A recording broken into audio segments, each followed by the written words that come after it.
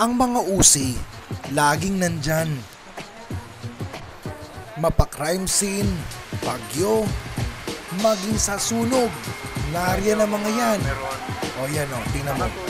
Nakahilera lang sila, casual na casual. Akala mo mga bumbero din na may inaabangan. Wala naman mga host, hindi rin naman nakakatulong.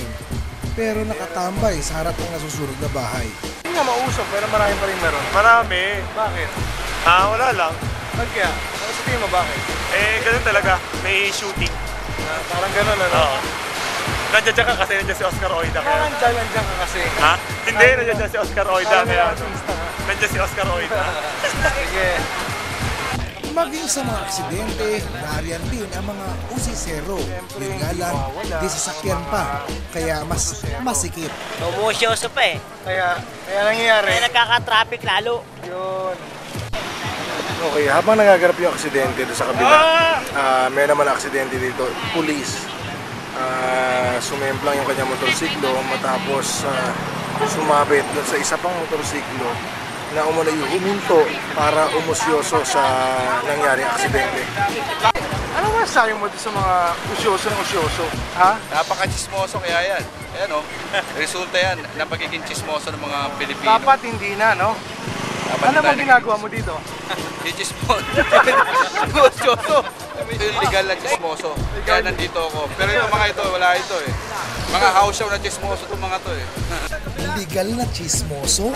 Meron palang ganon. So I guess tayo yon, yung mga nasahanay ng media, yung mga trabaho natin na mga balita. So in a way, sabagay tama nga naman, tayo yung mga number 1 din mga chismoso. Pero dahil nga trabaho natin ito at tungkulin natin, dapat responsible tayo. So yung mga estudyante dyan na nanonood, dapat tandaan nyo na malaki ang responsibilidad nyo sa pagko-cover ng mga ganitong klase ng balita. Kunwari sa ganitong aksidente, dapat hindi tayo nakakagulo doon sa mga nag-iimbestiga.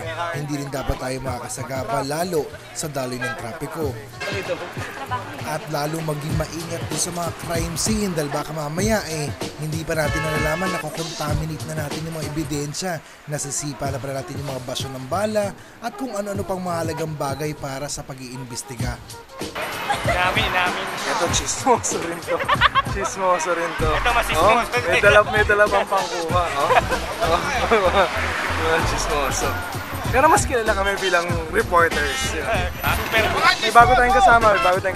Oo nga eh. Pakilala mo. Hi. Jazz. Sino? Jazz. Jessica. V5. Ito nga pumalit kay Erica. Pakilangan mo na to.